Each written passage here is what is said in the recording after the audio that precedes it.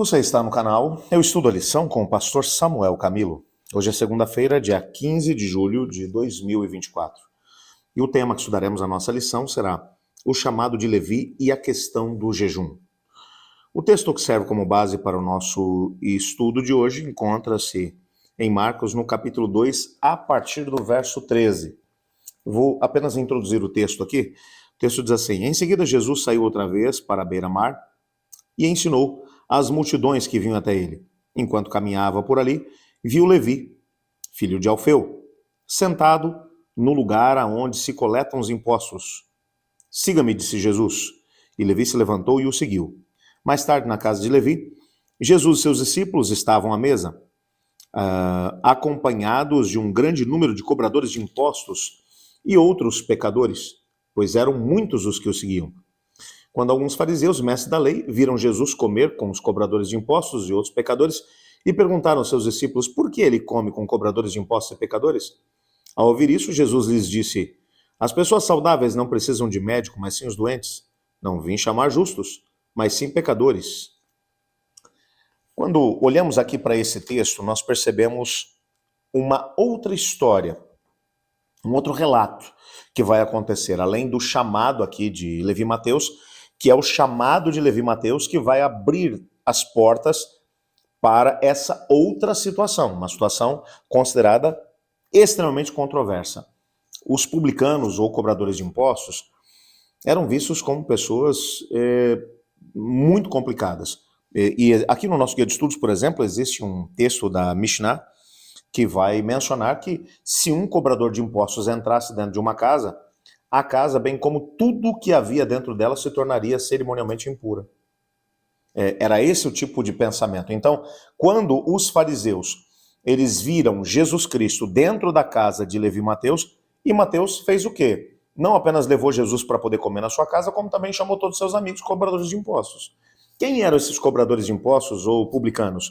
Eram indivíduos que trabalhavam para Roma, eram judeus que trabalhavam para Roma, mas eles eram famosos pelo enriquecimento ilícito.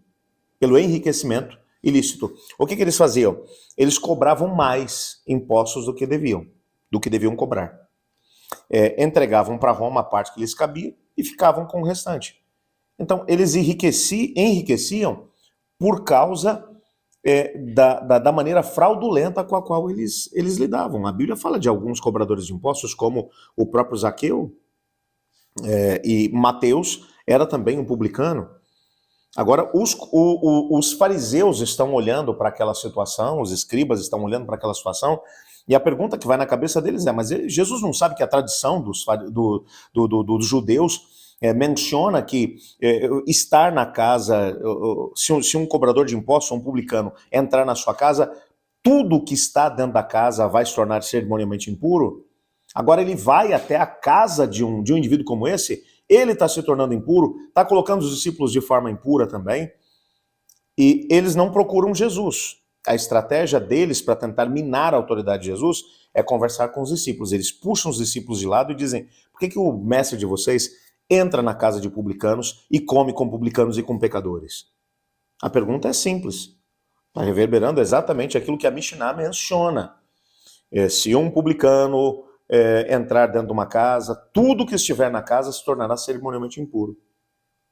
O que ele não entendia era que quando Cristo Jesus chegava num lugar, mesmo que o lugar fosse impuro, se tornava puro por causa da sua presença. Isso é fantástico.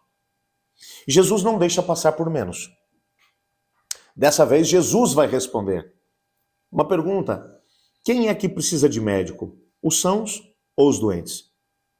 É claro que são os doentes. E Jesus diz: eu não vim buscar justos, eu vim buscar pecadores para que esses se arrependam. É interessante a forma como Jesus vai trabalhar. E isso vai abrir base para uma outra discussão. Se você olha para o texto, vem uma outra discussão agora a partir do versículo 18.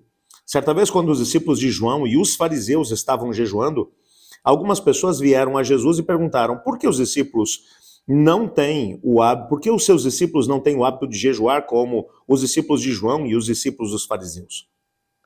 É uma pergunta simples. A prática espiritual do jejum, que era muito forte dentro da comunidade judaica daquela época, e que era muito utilizada tanto por João Batista como também pelos seus discípulos e também pelos fariseus. Os fariseus jejuavam 2 vezes por semana. Eles só não aceitavam fazer isso no sábado, porque o sábado é o dia de alegria. Então o sábado era o dia que eles tinham as melhores comidas, era o momento para poder se alegrar no Senhor. Não era um momento para jejuar, não podia haver tristeza nesse dia. Então eles jejuavam 2 vezes por semana. Era algo muito rigoroso. E agora eles viam Jesus. Toda vez que iam procurar Jesus, Jesus estava num banquete, Jesus estava comendo com publicanos e pecadores. A discussão vai acontecer exatamente por isso. Ó. Jesus está comendo com gente de má fama. Beleza. Num primeiro momento, só os fariseus vêm e questionam por que o mestre de vocês come com essa gente de má fama. Jesus disse, eu não vim buscar pessoas que sejam boas. Eu, como médico, eu vim buscar os doentes. Jesus se apresenta como médico dos médicos, capaz de resolver o problema do pecado na vida das pessoas. Ponto. Agora vem uma outra discussão. E nessa outra discussão vem agora os discípulos de João Batista também. E perguntam direto para Jesus. A gente jejua, os fariseus jejuam, e o Senhor e os seus discípulos não. E Jesus, quando vai responder, ele usa uma metáfora. Ele fala, olha, quando acontece uma festa de casamento, não é de bom tom que as pessoas vão para jejuar no casamento. O casamento é uma hora para poder celebrar. E eles estão celebrando porque acharam o Messias, o noivo. Quando o noivo for tirado deles, aí então eles vão jejuar. É claro que a retirada do noivo, ele está falando da questão da cruz. Quando Cristo Jesus morresse, ressuscitasse, fosse ao céu, então haveria uma busca de forma diferenciada. Jesus não está dizendo que as pessoas não jejuariam. Ele está dizendo que aquela não era uma hora para se jejuar. É interessante o que está acontecendo. E agora, para poder fechar isso tudo, é bem interessante. Jesus vai usar 2 ilustrações em forma de contraste. Olha aqui, ó. É o versículo 21. Além disso, ninguém remendaria uma roupa velha usando pano novo. O pano novo encolheria a roupa velha e a rasgaria, deixando um buraco ainda maior. E ninguém colocaria vinho novo em velhos recipientes de couro. O vinho os arrebentaria, e tanto o vinho como o recipiente se estragariam. Vinho novo precisa de recipiente novo. Qual é a ideia que Jesus está transmitindo aqui com esses 2 textos? Ele está fazendo um contraste entre os ensinamentos dos fariseus, dos mestres da lei, e os seus ensinamentos. Qual a diferença? Os ensinamentos dos fariseus estão baseados em tradições de homens. Aonde você vai encontrar que uma pessoa poderia contaminar outra, no sentido de que um pecador, no caso um publicano, se entrasse dentro de uma casa, iria tornar a casa toda cerimonialmente impura. Você não encontra nada disso na Bíblia. Isso estava na tradição deles. O que Jesus está dizendo é o seguinte, os ensinamentos deles são tradições velhas. Fazer alguma coisa tendo como base essas tradições seria como você pegar um tecido novo e tentar remendar uma roupa velha. O tecido velho não vai aguentar o tecido novo, vai se rasgar e o buraco vai ficar maior. É como pegar vinho novo e colocar em odres velhos. Os odres vão se estragar e o vinho também. Então, tecido novo com tecido novo, vinho novo com odres novos. O que Jesus está tentando ensinar?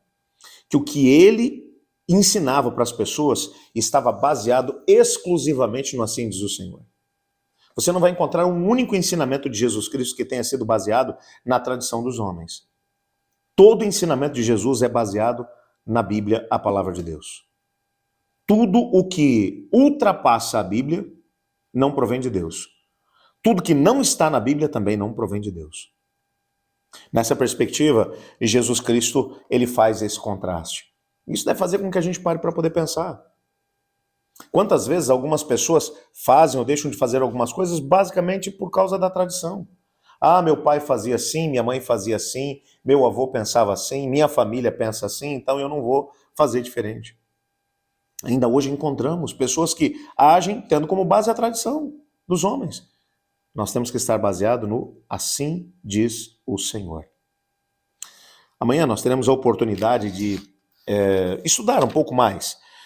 E a ideia vai ser baseada naquilo que é o nosso texto principal, que é o texto que fala a respeito de Jesus como o Senhor do sábado. Mas antes de podermos fazer isso, eu gostaria de orar com você.